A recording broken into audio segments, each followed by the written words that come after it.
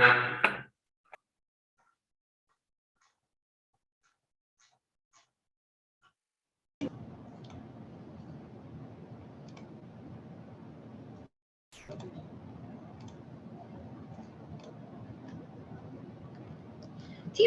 Mr. Chair, go ahead. We're now live streaming on YouTube.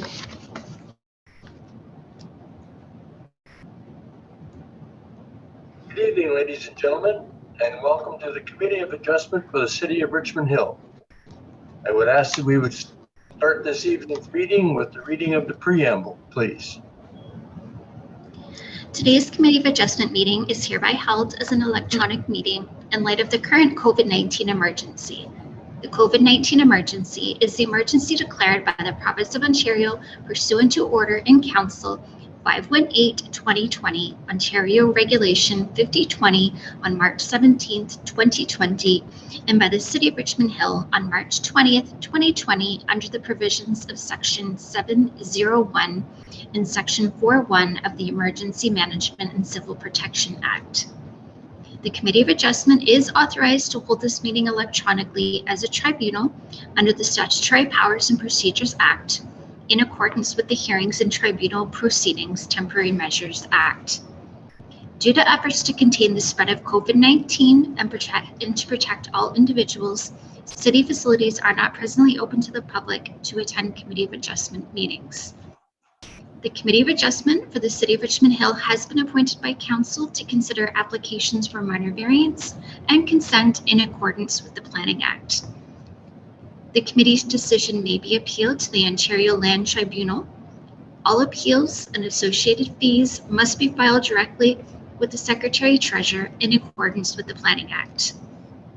To be notified of an Ontario Land Tribunal hearing, you must request a copy of the Committee's decision in writing. Written comments. The public may submit written correspondence regarding agenda matters by email to committeeofadjustment@richmondhill.ca. All written correspondence received by 4:30 p.m. today has been provided to the committee electronically. Electronic delegations. Delegates are reminded to please mute your microphone and turn off video until it is your turn to speak. Please make sure your microphone is not muted when you begin speaking. If members do not have questions, or after all questions have been asked, your delegation is over, please sign off of Zoom or hang up the phone once the committee has made a decision on your application. You can watch the rest of the meeting on our live stream, and the clerk may remove any delegate who does not sign off of Zoom. Thank you. Our Secretary-Treasurer is Mrs. Jamie Hope Herman. Our Assistant Secretary-Treasurer is Ms. Linda Asikas. And assisting us this evening from our Planning Department is Ms. Sarah Moder. Do we have any conflicts of interest this evening, gentlemen? I see none. And do we have any requests for adjournment or withdrawals? Okay, Mr. Chair, we have none. There, just a word of caution, Madam Secretary. When you turn your audio on, there's a lot of background humming going on. I don't know whether it's my computer or whether it's coming from your end. Do the other members hear that? No? Okay, then not to worry. Thank you. All right, moving on. Our first three applications. Application B007/21, B015/21, and A051/21, all at 170 May Avenue. Do we have any additional correspondence on these applications? Through you, Mr. Chair, yes, we received for consent application B007-21 and consent application B015-2021. We received a finance addendum, which was received October 5th, 2021. Thank you. And that would contain conditions that would be applicable to this application. Yes, that's correct. Okay. And our applicant, please. Mr. Chair, it's Claudio Bruto speaking. Members of the committee, thank you for hearing this agenda item. There's three applications, but they pertain to the same property, 170 May Avenue. There's a consent and two consents and a minor variance application. I'm wondering if we can share screen a plan, because I accept the planning staff have agreed that the proposal merits a recommendation for approval, and we don't have any trouble with that. That has to do with all three applications. We're just having a little bit of trouble with respect to the conditions. I'd like to explain why that is. And I've been doing work in Richmond Hill for many, many years, and many of you have as well. I'm wondering, can that be share screened, a copy of the plan?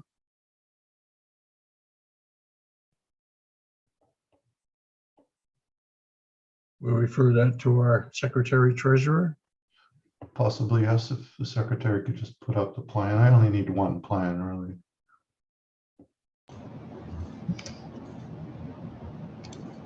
Thank you, Mr. Chair. We're working on it. Thank you. Thank you. So I'll carry on and sort of give you a little bit of backdrop. Our clients have owned this property for many, many years. They have a large property on May Avenue. And what they're doing, the property on 170 May Avenue is a through lot right to Lund. So the back of their property is vacant and has never been built on, even though there are houses all along Lund. And perhaps some of you have gone up to see the site in anticipation of this meeting. Our client, they're a retired couple, and the purpose of them undertaking this exercise really is to create two new lots to give to their children. They have two children. So one would get one lot on Lund Avenue and the other would get the second lot. So that's the main purpose. The difficulty we're having is in the conditions and that they lapse within a 1-year period. Okay, there's the plan. Thank you very much. So the difficulty we're having is with the conditions, and the conditions appear to me to be financially onerous to undertake within 1 year, because at this stage, they have no plans for a house on any of the three lots. We don't know what the grading is going to be necessarily. We don't know where the service connections are going to be necessarily, and yet we're being asked to make those provisions within a 1-year period. And all they want to do is really do the reference plan and deed the property over to their kids. And so this is the difficulty that we're having, that the financial part of it seems to be onerous, and the time commitment, and whether it can be done within 1 year. And in fact, the report does indicate that the proponent should get going on dealing with these particular conditions. So that's really the only difficulty that we're having. The rest of it is fine. I think the reports are fine. So I'm just sort of seeking some counsel from the Committee of Adjustment to see if perhaps that part of it could give them a little more time. And maybe not have to do that part of it within 1 year, and maybe just do the reference plan and a very preliminary grading and drainage plan. Because if you read through the document, you know, it sets out all the fees for catch basins and laterals and on and so forth. It's quite an extensive list. So I'm asking your indulgence to see if there's something that can be done through your experience. Has anything been done as it pertains to a similar situation? Okay, I have your question here in reference to a revised time frame. Is that your, are you finished with your presentation? I am. Hopefully I've been clear in my discourse to you, and you've read the report. Obviously, you know what I'm talking about in terms of the financial, not hardship. I mean, the lots are worth a lot of money, but they're not in a position right now to dispose of them. They just want to give them to their kids. So that's a sum total of it. If it means an extension to a 3-year period or something of that nature, then I think that's something we could live with. Okay, thank you. Does anyone in the audience wish to address this these applications at 170 May Avenue? Okay, Mr. Chair, we have none. And do we have any further comments from our planning department? Through you, Mr. Chair, no further comments. Thank you. Then I'll pose the question to our secretary treasurer. As I understand it, that 1 year is the standard time frame. Is it possible to extend it or not? Through you, Mr. Chair, under the Planning Act, we are not able to extend the 1 year timeline. Okay. Thank you. That's the best I can offer you in terms of an answer to your question, sir. I don't want to appear out of order. I'm raising my hand if you'll see me, if you'll recognize me. I'm wondering if the time frame can remain the same, but so that maybe we can work on the conditions. If through you, Mr. Chair, we can ask the secretary if that's something that we could work on. Mr. Duretzi. Through you, Mr. Chairman, what I might recommend to Mr. Bruto and the applicants is that you defer and start working on your conditions. I do sympathize with the request. Many people find a lot of the conditions pertaining to grading and drainage and some of the financial obligations onerous in a 1 year period. But as staff had mentioned, until it's modified in the Planning Act, the 1 year still applies. So you could defer the application and start working on all these conditions because it looks like the staff reports are favorable to you, sir. Just a suggestion. If I have the floor, I could respond to Yes, that. Mr. go Chairman. ahead. Yeah. Yes. Thank you. We could start. My question is that if we defer, and let's say it takes us a year or a year and a half, do my clients have to come back and reapply after 1 year? Because that's pretty expensive as well. Generally, there is a deferral fee. Yes, there is a deferral fee. We as a committee could vote on the option of deferring that fee.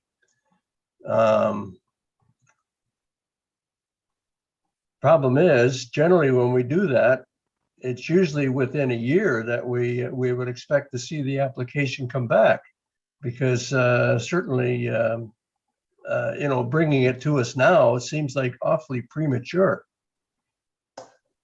So if I may, Mr. Chair, so if Yes. I understand you correctly, we could defer, come back in 1 year, have started on fulfilling the conditions, and then that would give us another year as it were. So in essence, it would be like a 2 year time frame without incurring further costs on an application. Because I think that would alleviate some of the financial hardship. I would leave that up to our committee to agree or not, but certainly that would be my suggestion. Yes, Mr. Grassi. For you, Mr. Chair, I'd just like to ask Mr. Bruto, is there some rationale as to why the parents would choose to gift these lands and seek the consent application at this point in time, as opposed to just, they hold the property now, they could submit the application in the future? Was there any reasoning behind that? Through you, Mr. Chair, Mr. Grassi, it's a fair question. Our clients are fairly elderly, and this is a point in time where they want to help their children. One of their children, I don't want to speak out of school here, but one is probably more in a position of needing the lot to either build or to sell than the other. So there's a bit of a differential in terms of the family needs. So the parents thought, well, this is the right time to do it and provide the lots to each of the children, so to give them a head start. That's why they wanted to do it now. Thank you, Mr. Bruto. Yes, Mr. Master. Through you, Mr. Chair, it seems that there's a bit of a paradox. There's some urgency and there's some delay requests. My opinion is that if a lot has to be served to sell, it should be properly serviced. That's all I have to say. Thank you. Yeah, I would agree with that. Thank you. Any other comments? If I could comment to that, sir. Yes, go ahead. I agree with Mr. Masters' sentiments on this. And to me, perhaps it comes down to a little bit of time so that they can, get their finances in order. We would hire the right people, and then they could, on a more protracted basis, come back and service the lots, do everything that we needed to do to, in fact, make them legal lots to dispose of to their kids. We don't have any trouble with what's being said. It's more so the time. But I like the suggestion. Hopefully, the committee will concur that if we defer, come back in a year, apply, that will give us 2 years, because we know staff are supportive and we know what we need to do. It's just a matter of spreading out the cost in time. Thank you. Any further comments? Yes, Mr. Gossi. Through you, Mr. Chair, I just wanted to ask our Secretary Treasurer to maybe let Mr. Bruto know what the deferral expense would look like, if we have that on hand.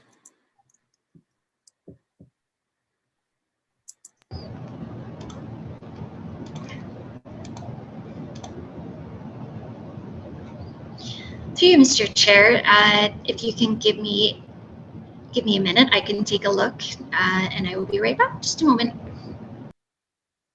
Thank you. Thank you to all of you for entertaining the questions.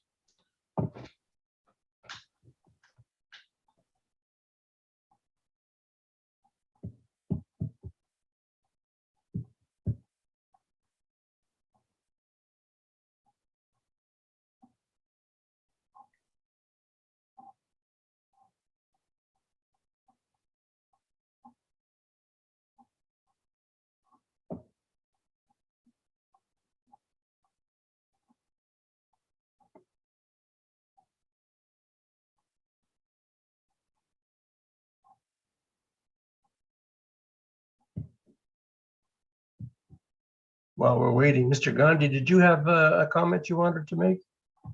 For you, Mr. Chair, just wanted to say that I agree with my esteemed colleagues, Mr. Duretzi and Mr. Master. I think, and I'm glad Mr. Gossi asked that question about the fee, because that's what I wanted to know, exactly how much the fee is going to be.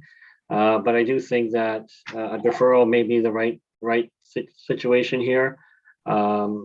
We understand. I mean, I understand what's trying to be done here, but we also need to follow the rules of the law and the plan, and we're trying to find the best possible solution here. So, appreciate your comments, Mr. Bruto, about everything and being very candid and transparent with us. We're just hoping that we can find a solution that makes sense and that's the right solution. Mr. Master.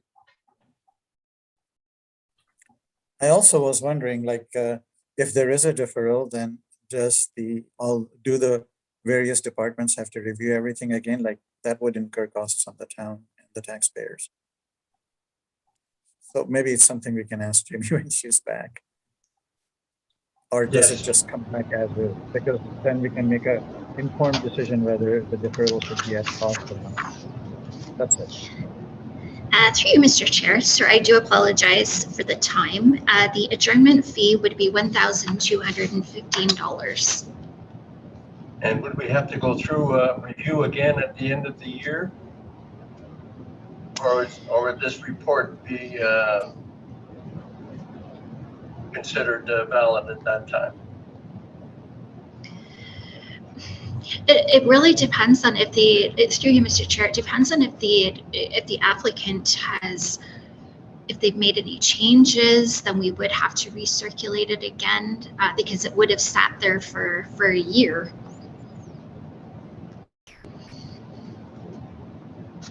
Okay. Yeah. Do we have enough information, gentlemen, that we can make a motion? Mr. Master.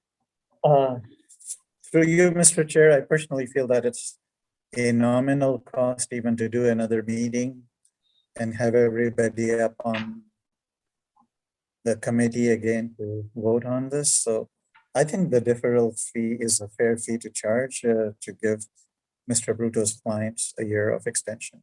So I would probably not want to waive it, but just letting you know. Thank you. Can I have a motion, gentlemen?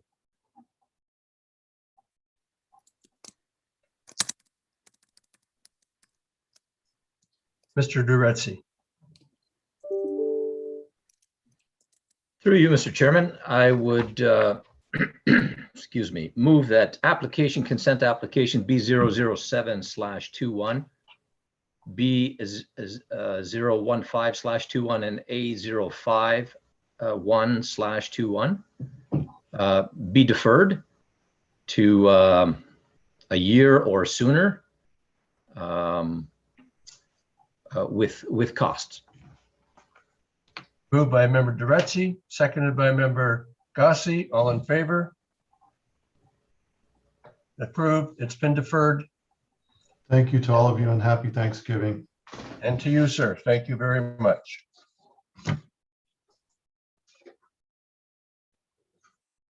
Our next application is application B014/21 at 301 and 365 High Tech Road and 8670 and 8750 Bayview Avenue. Do we have any further correspondence on this application? Thank you, Mr. Chair. We do not. Thank you. And do we have our applicant? Yes, I see Mr. Drake. Hello, good evening. I don't know if you can hear me. Yes, we can hear you. Oh, very good.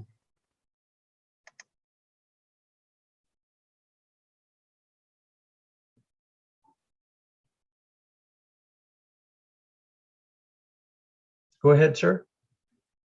Oh, thank you. Yeah, so David Drake with Metris Properties, the owner of the lands, and what we have before the committee this evening is an application for consent to deal with an existing land lease that has been in place for approximately 20 years with Loblaws. And so with the provisions of the Planning Act, if a lease or an interest in land is going to be beyond the 21 years less a day timeframe, then an application to Committee of Adjustment is required for consent. So that is the purpose of tonight's application, is to allow for the lease contract between the landlord Metris and Loblaws the tenant to continue beyond the 21 years less a day time frame. And we have had an opportunity to take a look at the staff report. We are in support of the recommendations of the staff report and the conditions. So I am here to answer any questions if there are any. Otherwise, again, we support staff's recommendation for approval, and we hope that the committee finds favor with staff's recommendation. Thank you, sir. Thank you. Do we have any additional correspondence on this application?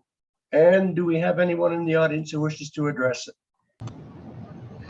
To you, Mr. Chair, we have no additional correspondence, and we have no one who wishes to speak to the application. Thank you. Do we have any additional comments from our planning department? Through you, Mr. Chair, no further comments. And gentlemen, any comments, questions, or concerns?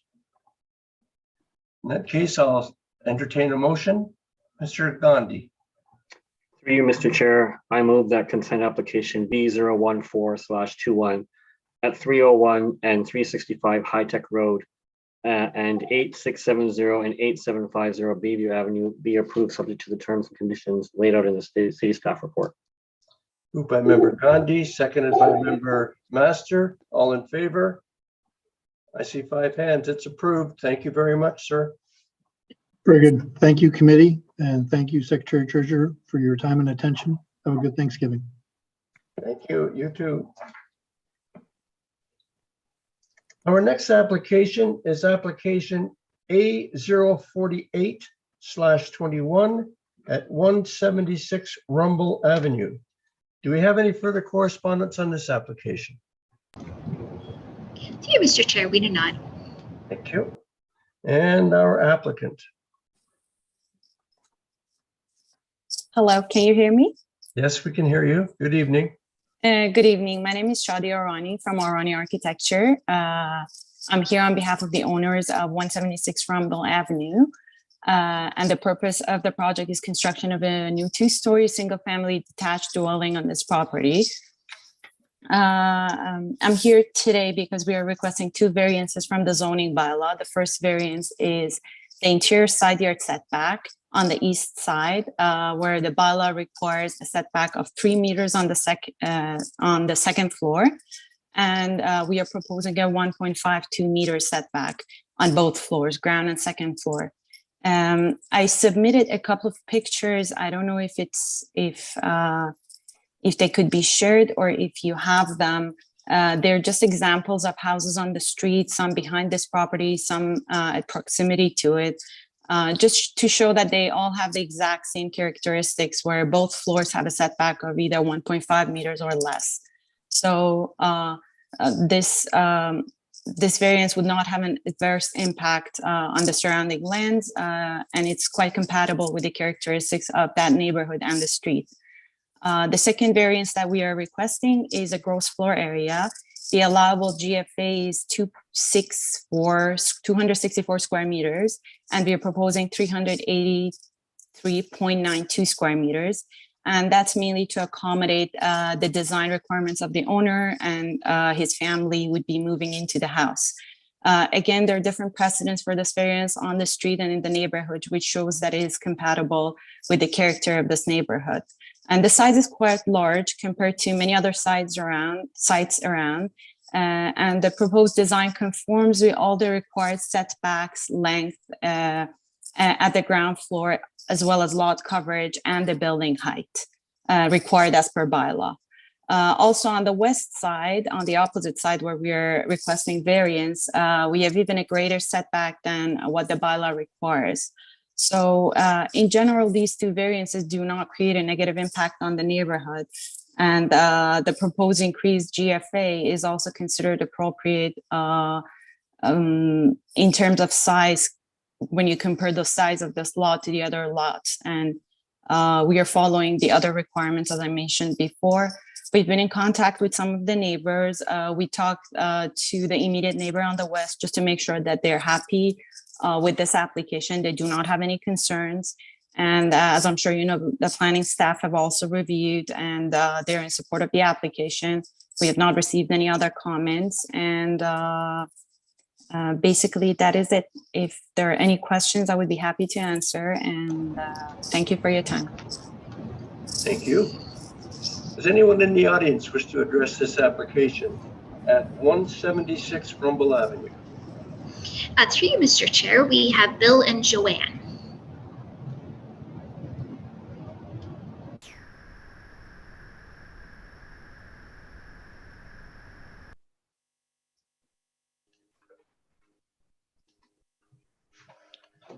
Can you hear us?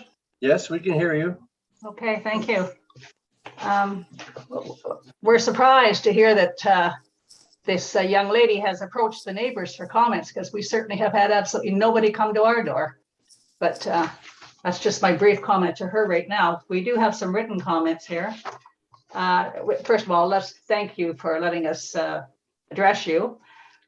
We've been the owners and residents of 144 Golf Club Court since June of 1987. This location's a corner lot to the immediate east of 176 Rumble. Our home is a small 3-bedroom bungalow. It's built in 1973. The house is situated lengthwise on the lot, meaning we have no backyard, but instead 2 side yards. Virtually all of our outdoor socializing takes place in our south yard. When we moved to our home, we were attracted to the character of the Mill Pond neighborhood, its natural beauty, its variety of home styles, and the fact that there was physical distance between each residence and an opportunity to establish private areas inside and backyards. Over the past 20+ years, we have witnessed many instances of infilling in our neighborhood. And in the majority of cases, the new dwellings have been built with regard to and respect of established physical distances between new and old. And that happens not to be the case here.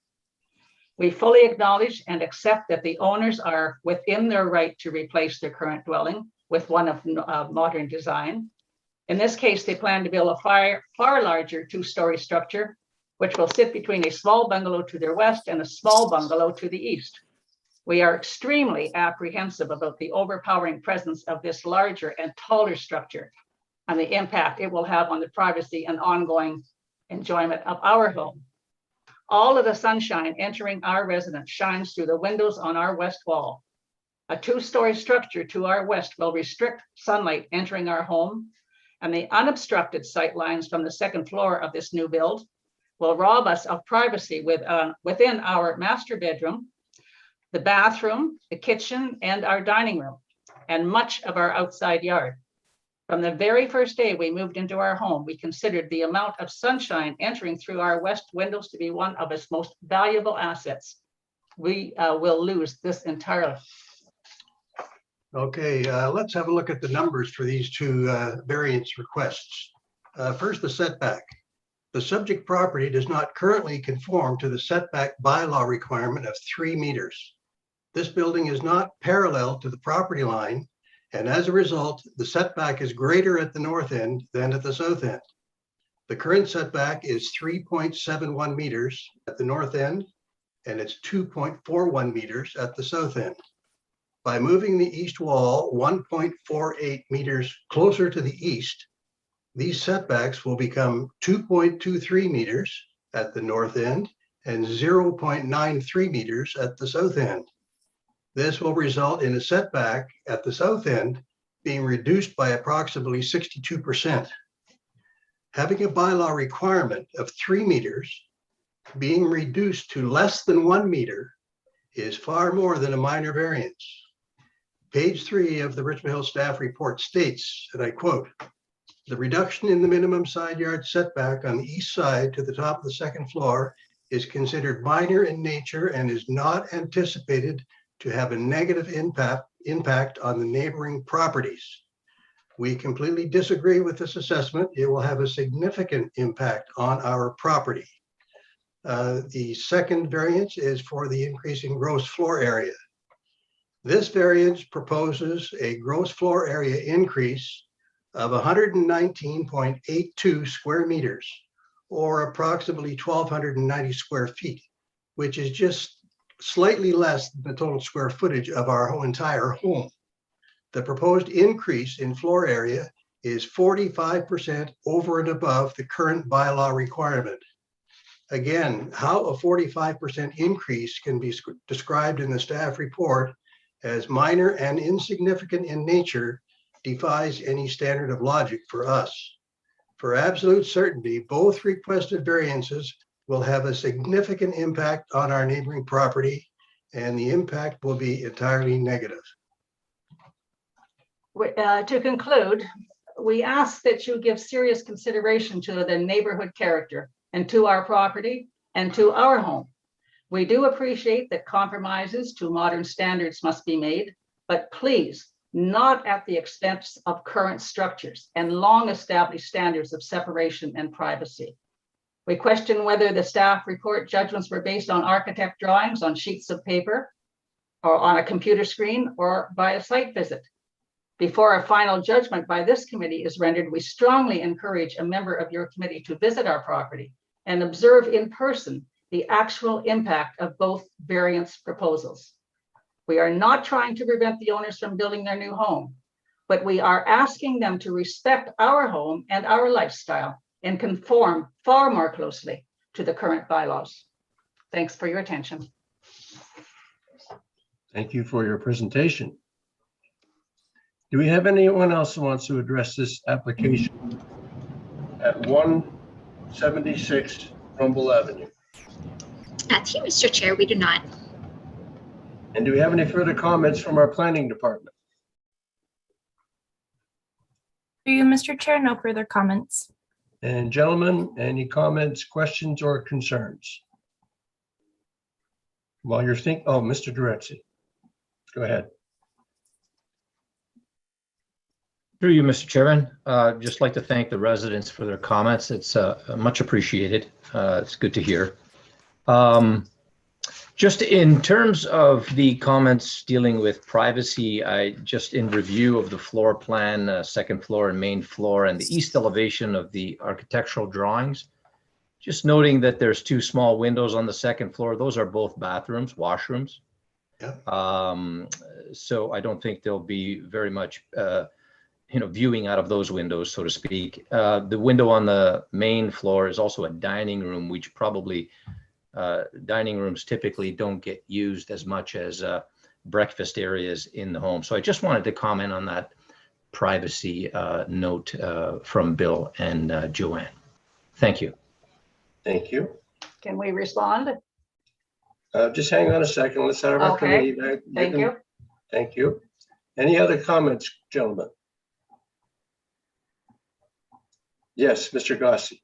Through you, Mr. Chair, I was just wondering, was there ever a light study performed as the impacts of the sunshine on neighboring properties? I guess that question would go to our applicant. Yes.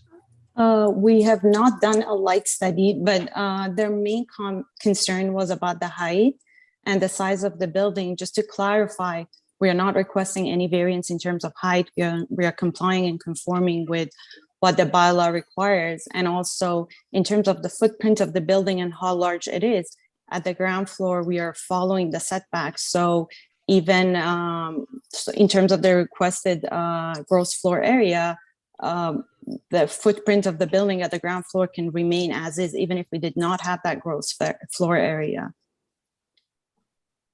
For you, Mr. Chair. I'm sorry, the applicants, I don't see their names on the screen. Sorry, the individuals that were contesting the application, what were their names? Bill and Joanne. Bill and Joanne, thank you, Mr. Chair. So Bill and Joanne mentioned that there would be an obstruction of sunlight on their property. And from what I understand, I believe that there was a second floor setback variance that you looked for. Wouldn't that second floor setback obstruct more sunlight, or is that on the other side of the home? The second floor, Sorry, go ahead. the second floor setback that is normally required, I believe, is 3 meters on a 2-story building. And on a 1-story building, the setback is 1.5 meters. So the difference would be 1.5 meters.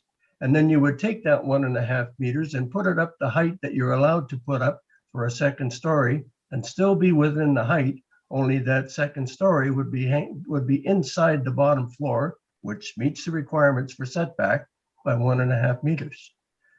This application is requesting that the second floor not have that 3 meter setback or 1.5 further setback from the ground floor.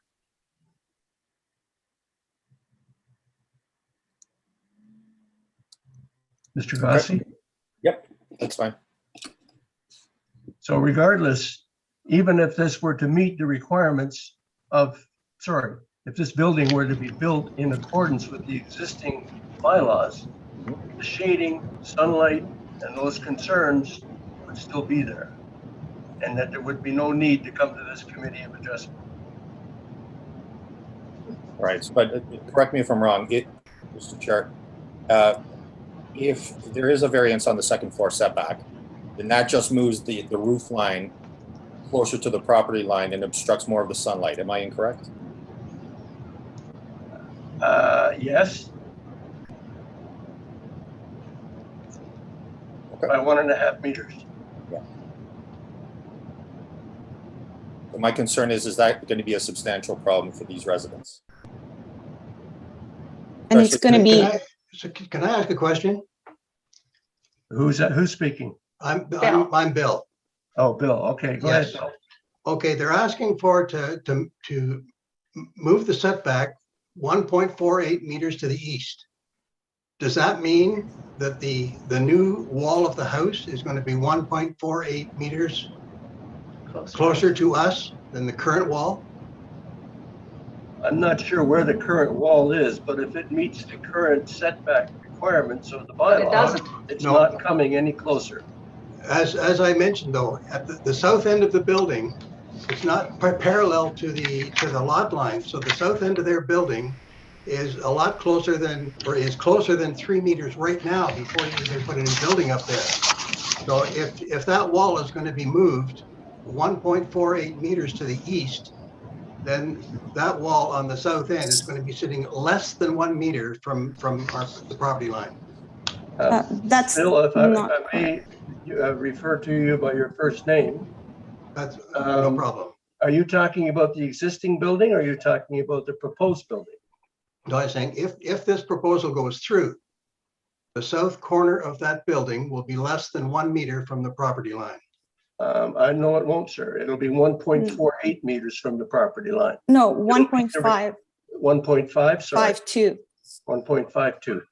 I think it says that they want to move the wall a distance of 1.48 meters. Is that not correct? That's the second story, not the first story. That's the second story. It's being moved to be in line with the first story. It's not being set back. The bylaw requires that the second story actually be set back 3 meters, whereas the first story is only at, I think it's 1.5 meters. So the confusion there is that they want to deviate from the bylaw by moving the second story in line with the first story, so that the whole building wall will meet the requirements of the first floor for 1-story setback, which is 1.52 meters. Well, I'm sorry, I'm confused, but I'm not used to this business here. But isn't the wall going to be the same all the way up, first floor or second floor? I'm not too sure what you mean by the second floor Second, setback. yes, that wall is going to be the same. Maybe someone could clarify that for me. It should be on the drawings there. We're not architects. No. Do you have the copy of the report? No, we don't. Yes. But we don't have it printed out, so we don't know what you're referencing. No, it's going to be a straight wall. Maybe our applicant can explain it to you. So Bill, the wall, both on the ground floor and second floor, will be away from the property line by 1.52 meters. And your property also, your building also has a distance of 2.21 meters all the way along the property line from the property line, which means that the two buildings will have a distance of 3.71 meters, 3.73 meters from each other, actually. So there is a gap of 3.7 meters between the two buildings. Okay, maybe I can clarify then. Does that mean that the new building is going to be perfectly parallel to the property line, which the current building today is not perfectly perpendicular to the property line? That is correct. Okay, well, that wasn't clear from what I had read anyway. Yes, it will be parallel to the property line. It will be parallel to your building.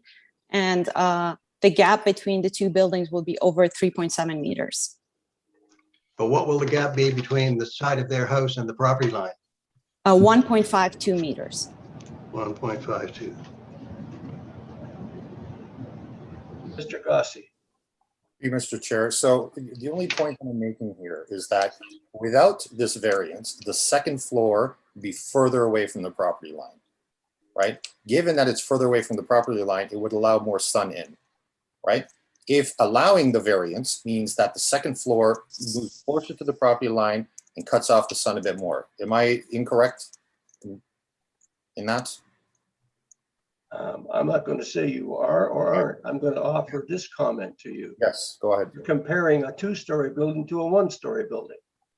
And if you did a sunshine analysis, and I have no idea what that means, right, it may or may not make a difference because you got a 2-story building, whether it's 1.5 meters further away or not, that's shadowing a 1-story building. Yeah. So, Mr. Chair, I agree with you there. But what I'm saying is, I think that there's a middle ground if the variance wasn't granted. I'm not suggesting we shouldn't grant it. I'm just want to make it clear that if the zoning bylaw was adhered to, that it would have left more room for sunlight, given it's a 2-story building. That's all I'm suggesting. So, and one of the things that I would suggest to Ms. Arana is, if you're building a new home right next to a property that's that close to the property line, walk over and talk to the people, right? Make them aware. See if they have any concerns. these Bill and Joanne, seem to be, a nice couple. Seems like they were blindsided with it. So just, I'm a big person regarding, communication, and I just feel that it's better to communicate with people and get their thoughts. At least they're not blindsided. So in the future, if you do that, it's going to resolve a lot of these issues. Thank you. Good point. A good Can I say point. something? Thank you. Madam Secretary, please. Through you, Mr. Chair, I just wanted to maybe help Bill and Joanne understand that this application has actually gone through site plan. So this application was submitted in March 2020. So it has undergone an extensive review. All internal departments have reviewed the application. When our planning staff was comfortable that it could come to Committee of Adjustment, it's come a year later. So it's not that this application has been reviewed over a matter of a couple of weeks. This has been undergoing intensive review for over a year, and this is how we've come to Committee of Adjustment. So I just kind of want to shed some light on the situation that it has undergone a lot of review by all departments and external departments. Okay, then I need to jump in here. We don't know, we knew nothing about this until a sign went up on the applicant's piece of property. We had nothing from them, nothing from the town. About You're absolutely right. 1 week ago. 1 week ago. Now we're being asked to just sit there quietly and accept this huge, humongous building beside us, give up what little privacy we have now, and somehow be happy about that. Well, you know what? We're not. And to hear from the city that says this is a minor variance, in our lives, this is huge. It is far from minor. Far from minor. I understand these people want to put up a house, but my goodness, this is a monster home going to sit between two small bungalows. The people on the other side of us have a home that's even smaller than ours. We're going to be lost in here. We have lost a whole lot of value in our property with this monster going to be put beside us. We're beyond upset with this. Thank you. One more comment from our applicant. Mr. Chair, if I may, the reason that we did most of the consulting with the west neighbor was that we believe that they would be more impacted by this development. And they are actually in support of the application. There are two other comments that I would like to make. And one is that the lot next to us, Bill and Marla's lot, is smaller than this lot. So the development is proportionate to the size of the lot. And if you drive down the street on Rumble Avenue, all the new developments are around the same size, proportionate to the size of the lot. And with regard to the sunlight, the light that will be blocked is a western, during the sunset, it's a westerly light. So that lot, regardless of where the setback is, would be blocked anyways because of the rest of the second floor, because it will come directly from the west during the sunset. I empathize with them and I understand it, but I don't think necessarily the new house is a huge deviation from what the bylaw allows, considering the footprint of the ground floor follows exactly what the bylaw requests. And it's actually smaller because if you look at the west side, the setback is far greater than what the bylaw requires. Thank you. Can I ask a question? This will be the last question, sir. I still don't understand for the life of me how somebody can increase the size from the current bylaw by 45% and 45%, and this is just seems to be a-okay, no problem. Nobody consults us at all.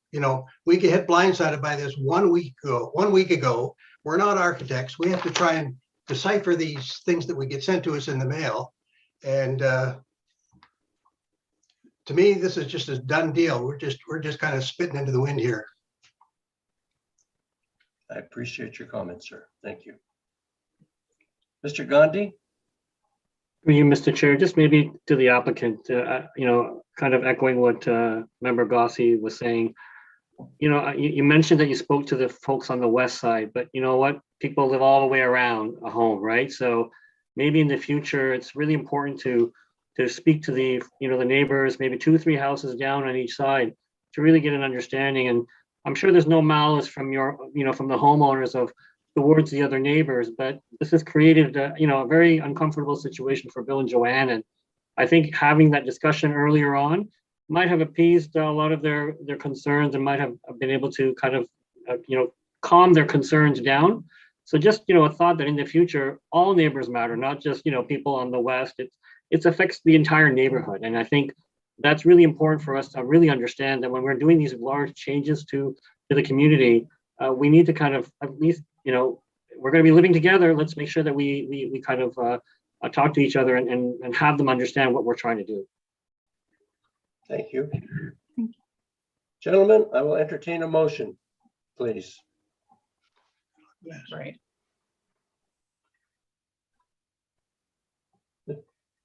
Mr. Master. Through you, Mr. Chair, I move that application A048/21 at 176 Rumble Avenue be approved with conditions contained therein. Moved by member Master, seconded by member Gandhi. All in favor? I see 5 hands. It's approved. Thank you very much. And thank you, Bill and Joanne. I'm really sorry you're caught up in this, but hopefully you can have a discussion with the applicant very soon. Bill and Joanne, if I may, Mr. Chair, I will contact you and I will make sure that the design is adjusted to something that you're happy with. Very good. Thank you. Okay, moving on. Our next application is application A049/21 at 103 Arnold Crescent. Do we have any further correspondence on this application? Through you, Mr. Chair, we have received a letter of support from 114 Center Street West, received October 6th, 2021. Thank you. And our applicant.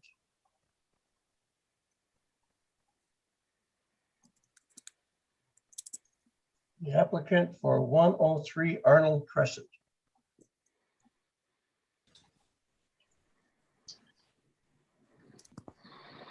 Good evening, Mr. Chair. I don't know. Okay.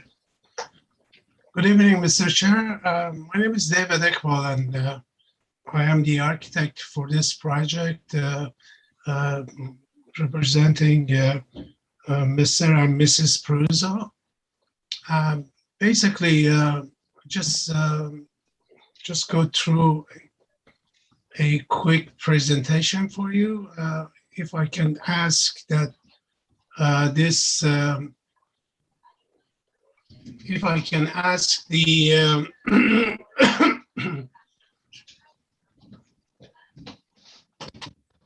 the presentation to be put up, please. We'll give our Secretary Treasurer a few moments to do that for you. There we go. Great, thank you very much.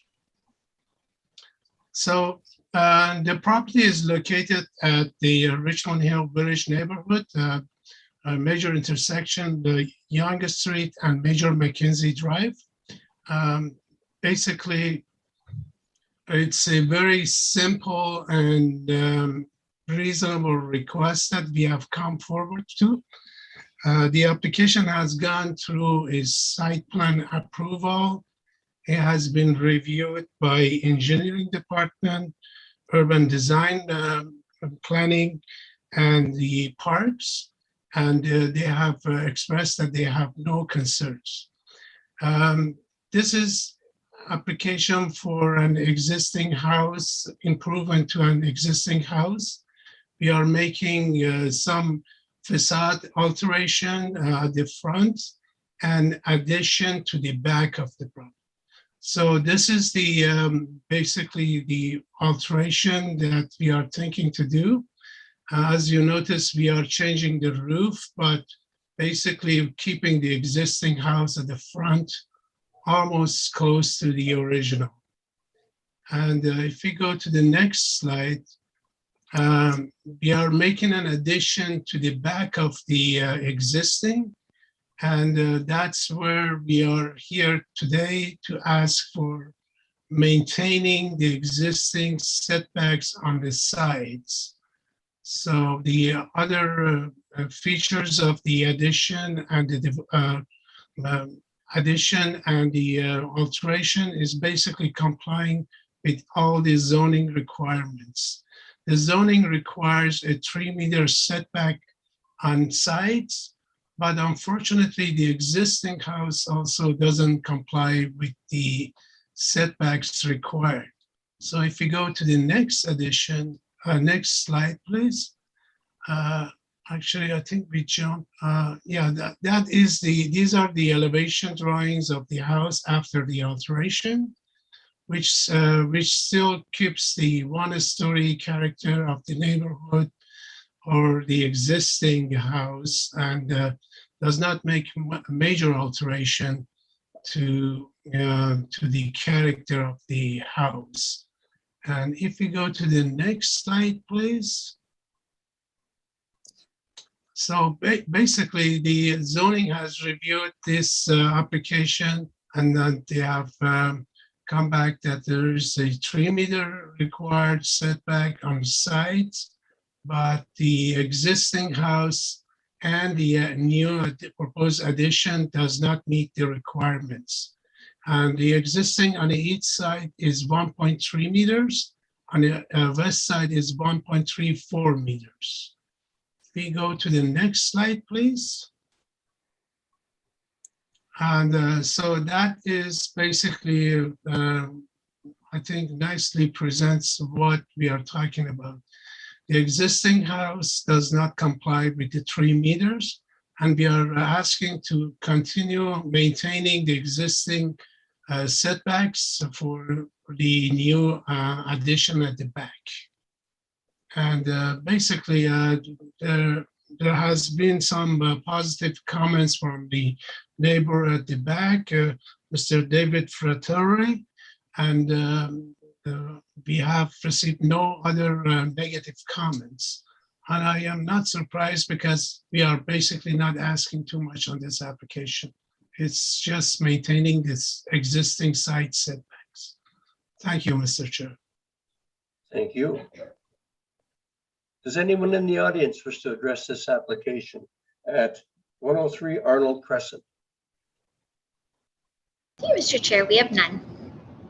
And do we have any further comments from our planning department? Through you, Mr. Chair, no further comments. Gentlemen, any comments, questions, concerns? In that case, I'll entertain a motion. Mr. Gossi. For you, Mr. Chair, I'd like to make a motion to approve minor variance application A049/21 at 103 Arnold Crescent, subject to conditions in the staff report. Moved by member Gossi, seconded by member Duretzi. All in favor? See 5 hands. It's approved. Thank you very much. Thank you very much, Mr. Chair. Have a wonderful Thanksgiving. And to you as well. Thank you. Good night. Our next application is application A056/21 at 58 Center Street East. Do we have any additional correspondence on this application? Through you, Mr. Chair, we have received a letter of support from 53 Center Street East, received October 7th, 2021. Thank you. And our applicant, sir.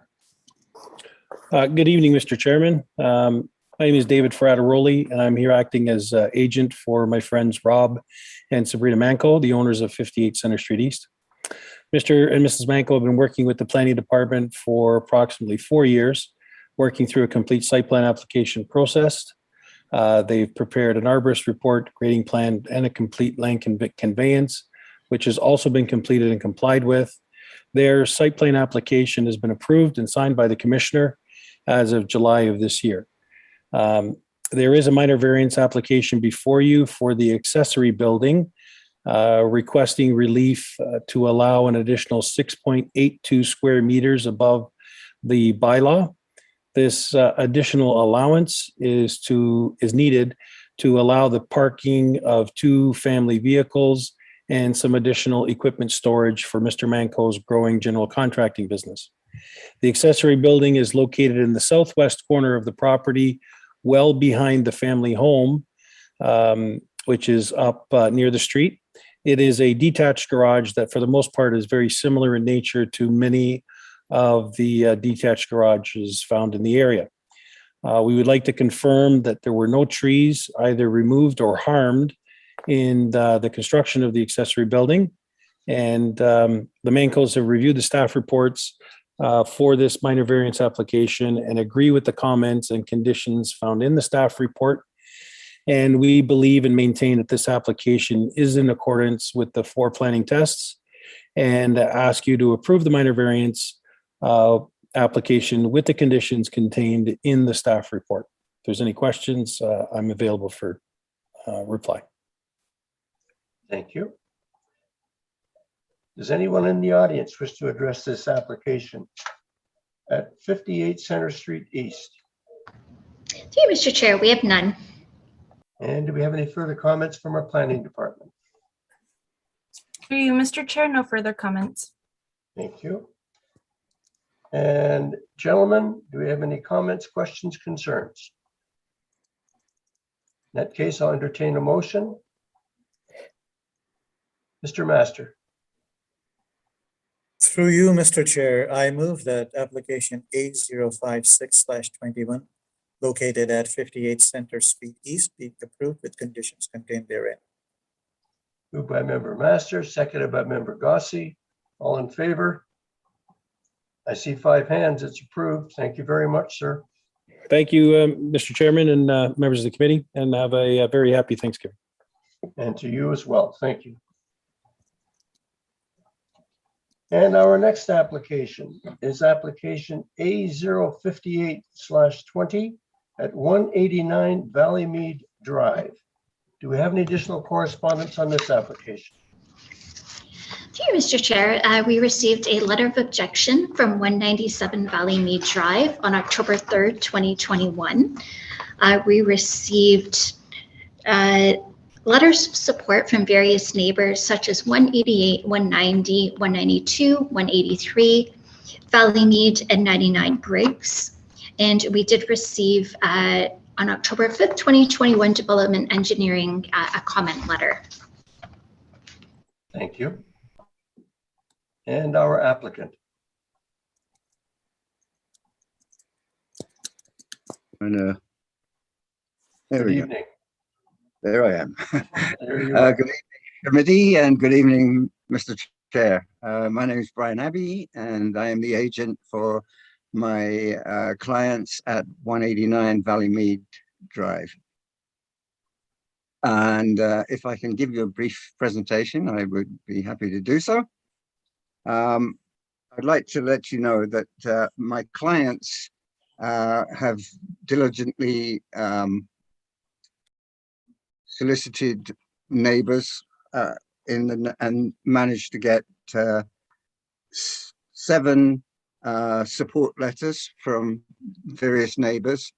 And I don't know if do you have copies of this at your disposal, or can the Secretary Treasurer put them up on the screen?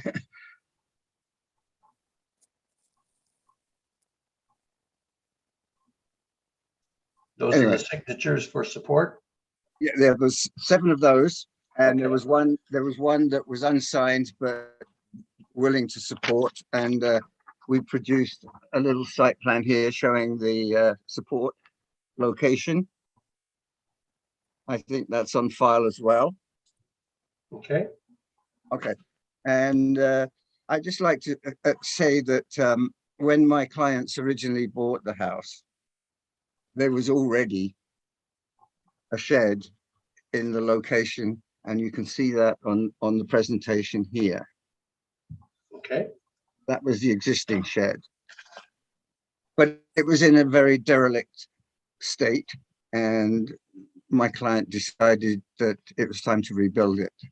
And he did so and produced a very nice alternative shed.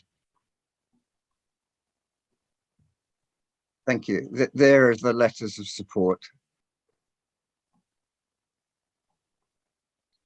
Now, I think the main contention seems to be, first of all, the 2 letters of objection. The first one was from a neighbor at 197 Valleymead Drive. And as far as I can see, it's got nothing to do with planning. It's about excessive parking when people have parties. And I think that's a moot point and should be just disregarded. As for the Development Engineering Division, talking about the swale being obstructed, I beg to differ. I mean, well, I don't, there is still both 187 and 189. The swale has long gone because there's a pool in the back of 189. There's a pool deck, and it has drained perfectly for the last 30 odd years. If you on the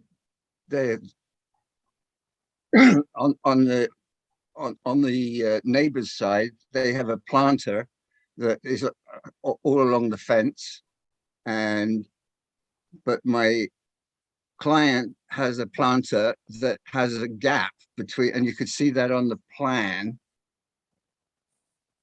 If we could wind back to the plan.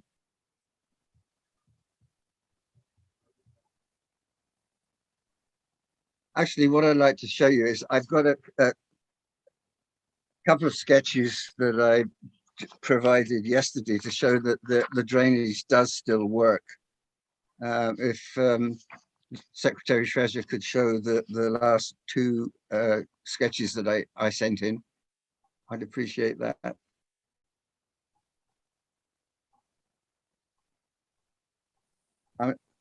I don't know if it can't come up, I'm going to show you, but here is the shed, and the blue is showing that there is a space between the fence and the back of the house here, and the water still is able to get through and into the swale. And here it is at a larger scale, so you can see. Now, further to that is that, thank you, that's perfect. You see it better now. Now, in addition to that, one of the other concerns that was the roof being a mono pitch was that the rainwater would be draining onto the property adjacent. Well, if you recall, there was a stop work order and my client had not finished full construction. His intention is to put an eaves trough along the lower eave with a rainwater pipe that will discharge into the swale. And if you could move that further on, Jamie. Yes, yeah, that's it. One more. Yes, you see, that's the proposal, is to have so that the water draining off of the roof will go into the eaves trough, down the rainwater pipe and back into the swale. So I don't see that there's any obstruction of any egress of water from either property, quite frankly. And the reason that the proposed roof is a monopitch is because if you go back to the old one that I showed you initially, where it was a double sloped roof, the water was running off and causing very bad dampness to the wall and problems with water into the basement. So it makes more sense to make sure that we're making the water away from the building. And I don't think that there's going to be any problem with the water with the neighbors. And that basically is my presentation, and I'd be happy to answer any questions from the committee. Thank you, sir. Mhm. Does anyone in the audience wish to address this application at 189 Valley Drive? Through you, Mr. Chair, yes, we have Andrew Wang. Thank you.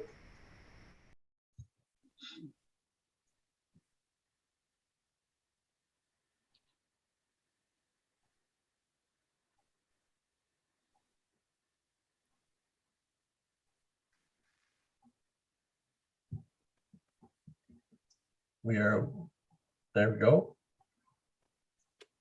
Okay, can everybody hear me? Yes, we can hear you now. Okay, great. Good evening, Mr. Chair and committee member. My name is Andrew Wang. I'm represented the owner for 185 tonight. Just like to point out one thing before I get started. The applicant's agent showed us a picture. There were two sheds. One is on his property. The other one was located on 187. That picture is outdated. My client had moved the shelf from the borderline to the backyard because they believe they want to comply with the city bylaw. So I invite every member to go to the site and confirm that's the case. Correct me if I'm wrong. Second, as a house owner, we oppose the minor variance application because we believe the following conditions are not met. First of all, from the rules and regulation perspective, this minor variance is violating the official plan and also violating the zoning by the law of the town of Richmond Hill. Let me give you some numbers here, which is shown in the staff reports. The south side setback, whatever the owner is proposing, is 88% over by law requirement. For the north side, it's 53% over the bylaw requirement. The east side is 58% over. And particularly, the wall height is 41% over bylaw requirement. Based on the above, we don't think this is a minor variances. Instead, this is considered a major constructions. So I'm not the expert. So we think the applicant should go through a proper building permit application process. Secondly, this minor variance will pose adverse impact to the existing neighborhood and surrounding area, as per the city's staff report indicated as well. The existing shed has already obstructed the said drain swell, and as per city's development engineer division has indicated, they expect the continued need for the drainage swell needs to be unobstructed, making the existing shell bigger and higher will negatively affect the drainage swell and pose potential flooding into the property. I understand that the owner agent has prepared a drawing. I don't know that was a third-party professional report or an engineer endorsed proposal. I'll leave that to the committee. Second, in addition to that, the shed has adversely impacted the neighborhood land and subject property in many other ways, such as it will create a shadow to adjacent lawn and all of my client's planting glasses will be affected. Lastly, the biggest concern my client has is the fire hazard. If the shed was on fire, it will spread to the 187, consequently 185 volume row within a split second. This will pose a great risk not only to the property, but also to the people who's living there. From the community perspective, I'm sure city wants to see a continuation of balance of each property within the community and the rest of the Richmond Hill. If one detached property has a big, tall shed sitting between two property lines, it does not blend in the characteristic of the rest of the community. It will bring down the whole real estate value. I don't think the future buyer, would like to see a monster shed sitting between the two property lines. My client will lose quite a substantial equity from the property. To this house owner, to them, it's a nice add-on, a more space to enjoy. We respect that, no problem. However, for the rest of the neighbor who's besides them, it's going to be a nightmare. It's going to be losing their livelihood or their retirement fund. To sum it above, I urge the community and city to reconsider these applications. We're not against the owner to build something that increase their space, but there has to comply with the official plan, bylaw. And lastly, I'd like to make a point that I realize the owner has talked to many owners along the street and gained their support. But please be minded, who's going to be affected the greatest? It's not the property across the street. It's not the property next door. It is the property on the south side of the property. Okay, that's all I need to talk about, and thank you very much for everybody's time and attention. Thank you, sir, very much. Do I have a chance to rebuttal? Hang on a minute, please. Fine. Does anyone else wish to address this application at 189 Valley Mead Drive? Hi, Mr. Chair. We have Mr. Surrey. Thank you.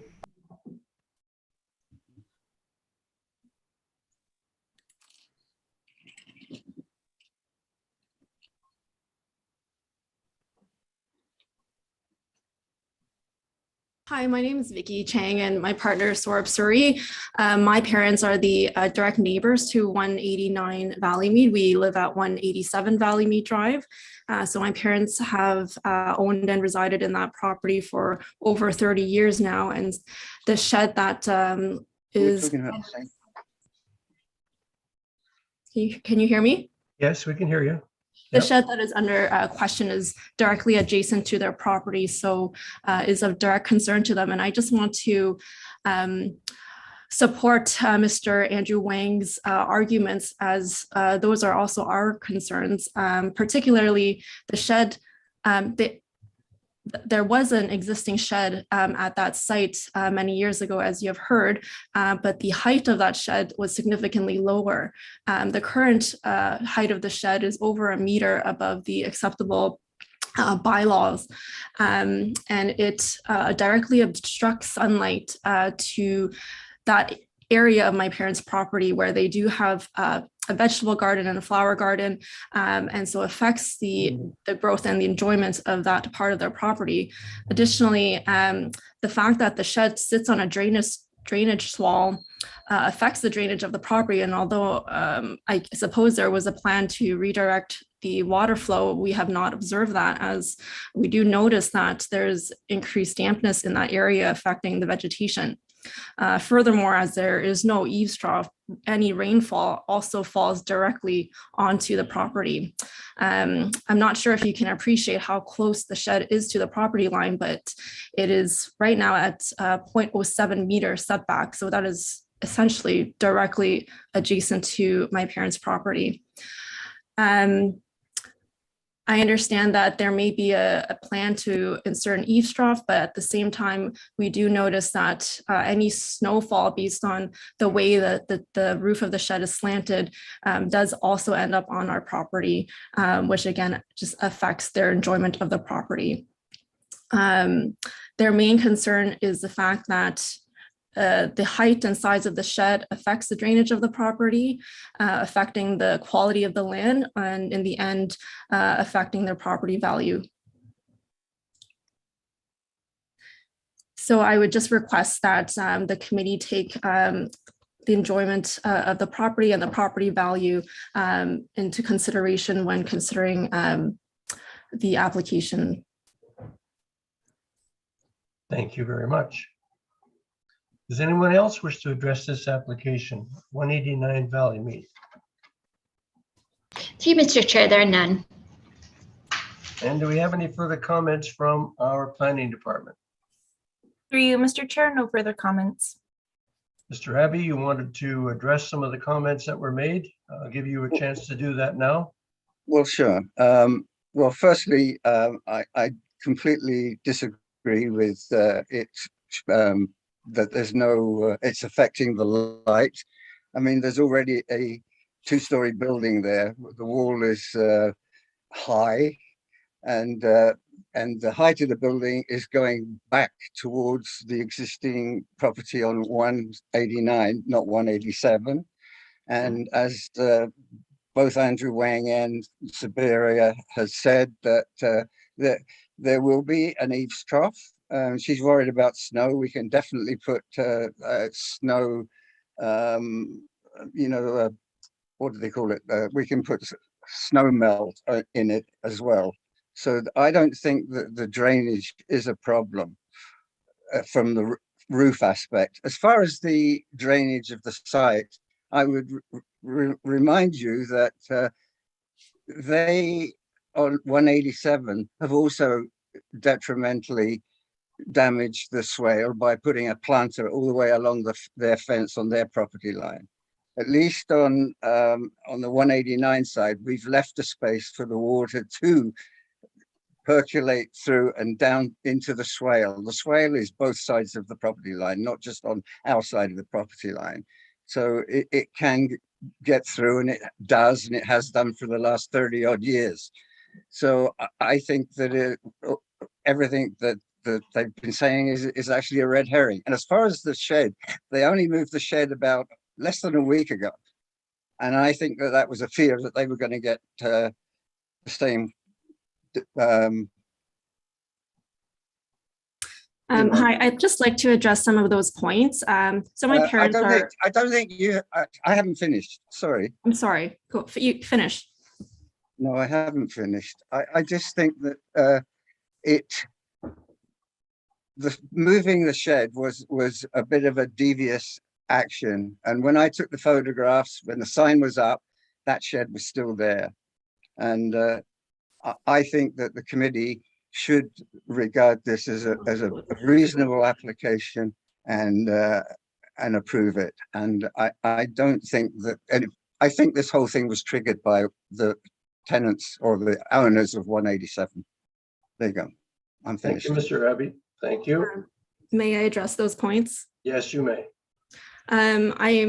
I'm disappointed that you feel that the shed was moved as to deceive the committee. In fact, my parents moved the shed over a month ago. And no, that's not true.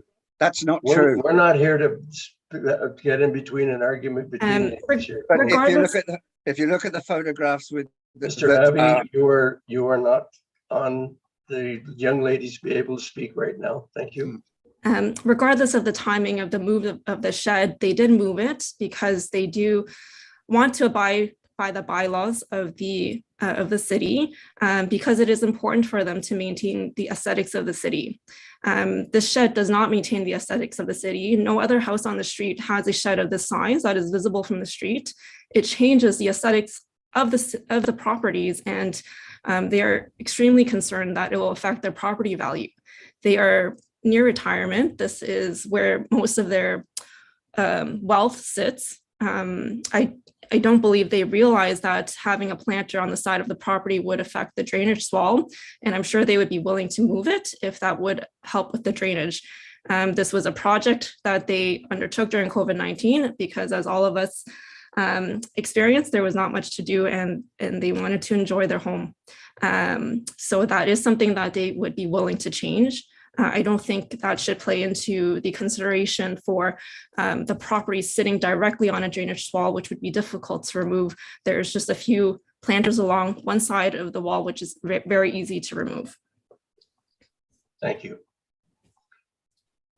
Gentlemen, any comments, questions, concerns? I would offer that the information we received from the Development Engineering and Planning Group was such that they were concerned about that swale, and they had encouraged us to take that into account in our decision this evening. I assume that you've all read that comment by the I think Mr. the Gossi's Development correct. Engineering Group and by our planning staff. Mr. Gossi. For you, Mr. Chair, I just had a question for Mr. Abbey. So, Mr. Abbey, I assume that, well, first off, before I get to that, your drawing said that the shed contained pool supplies and that sort of thing. Yes. Where are the pool mechanicals, the pump, the heater, etc.? I assume they're in that shed. They're on the north side of the property and they're outside. They're not enclosed. Okay, so if that in fact is the case, we're talking about a foot here. Is there no way, instead of incurring the cost of coming to this committee, just to trim the shed back by a foot? I mean, I'm just throwing that out there in my mind, right? I mean, you're losing a foot of space on the shed. Would that have not been something Which side are you proposing? I'm sorry? On the property line side or, Yeah, on the property or close to the house side? Right. To each his own. Everybody has their free will, and they can choose to do what they want. I'm just bringing it up as a thought, because no, I appreciate that. Yeah. Absolutely, but as I say, I don't think that it interferes with the swale because the drainage is still happening the way it has done. It's not affected that. There's been no floods. And I can definitely appreciate that. If there's some sort of professional engineering study that sort of confirmed that might have helped a bit, right? I mean, otherwise it's just it's opinion and innuendo, right? Yeah. And as far one other comment, I think that just talking about the possibility of fire, the shed is built with cement board, which is fire rated anyway. Thank you. Any further comments, gentlemen? Mr. Duretzi. Through you, Mr. Chairman. I had an opportunity to visit the site today. It was definitely warranted from what I read, and I had an opportunity to speak very briefly with the homeowner who had indicated that much of what is in his backyard was already there. In other words, the shed that we're talking about was an existing shed, and it was located in the same position along the property line. The only difference was that he cleaned it up and added height, but height doesn't appear to be an issue this evening. Neither is the setbacks on the other accessory structures, just the one that is on this swale. So with respect to the engineering department's comments, indicating that the shed location impedes the storm drainage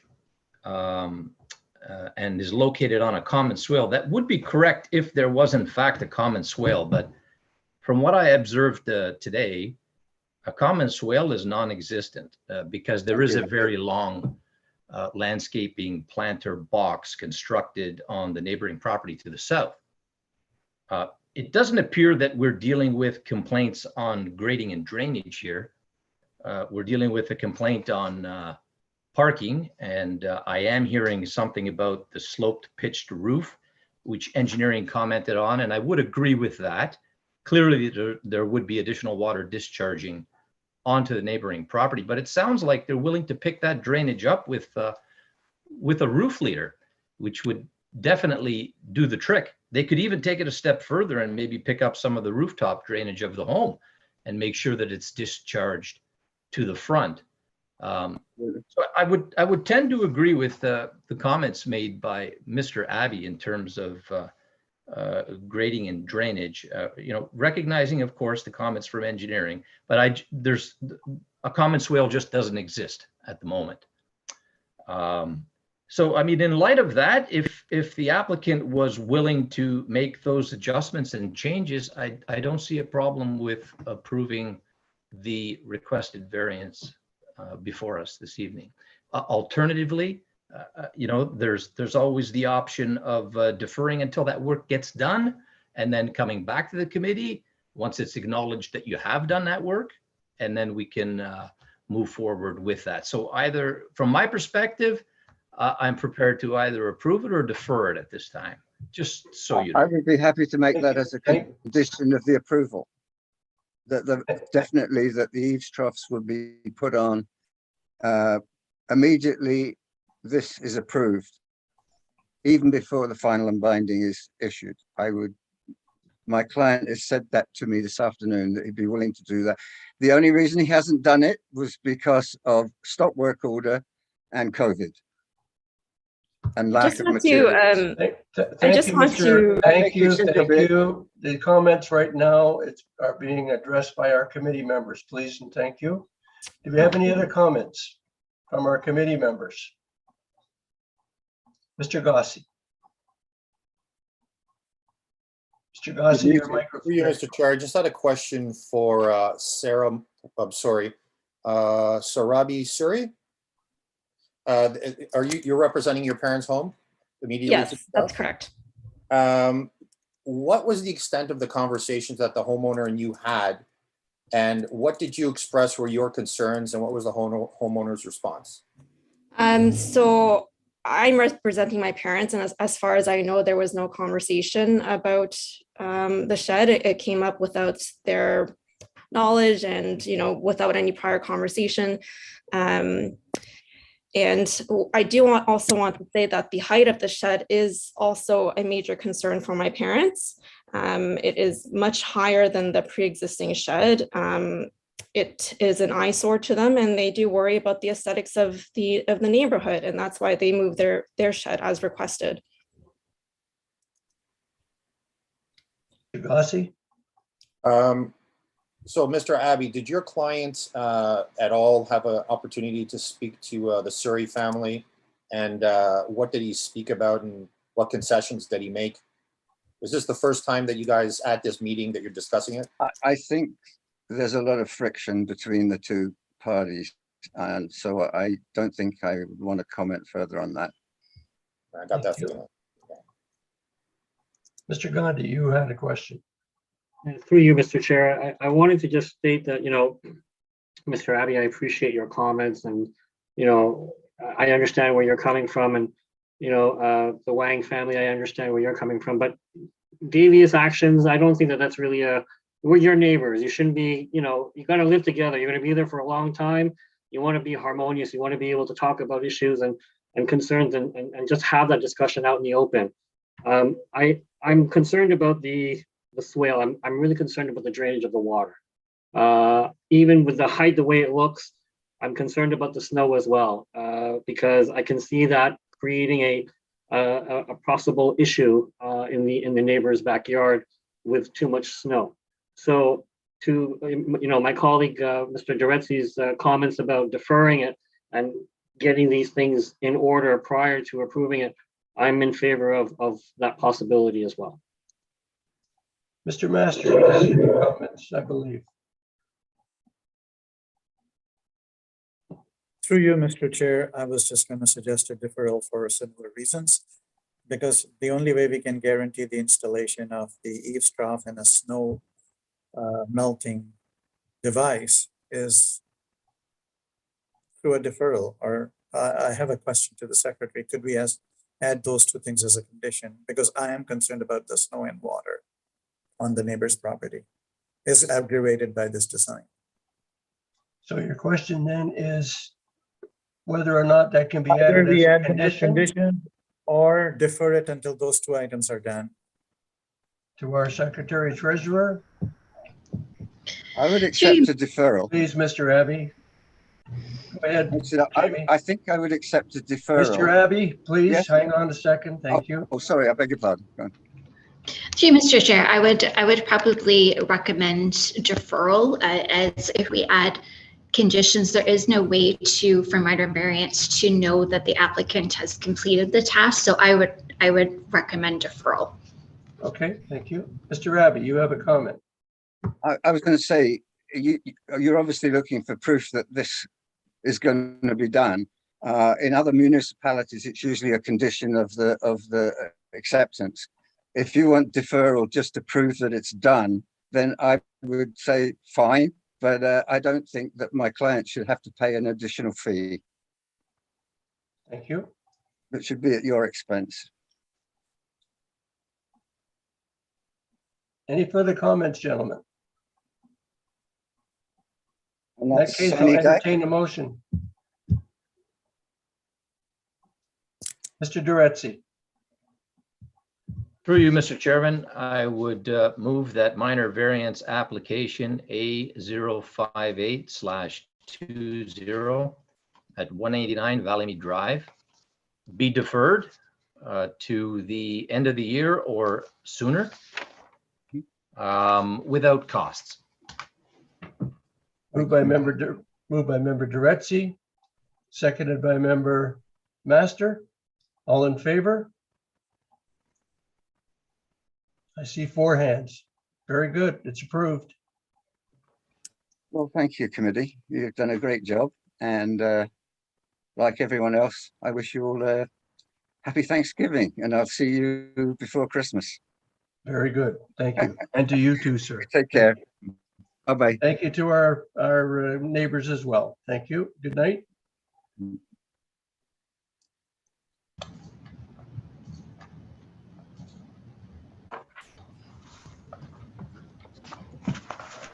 And our Secretary Treasurer, Jamie, you'll let us know when we can carry on with other business?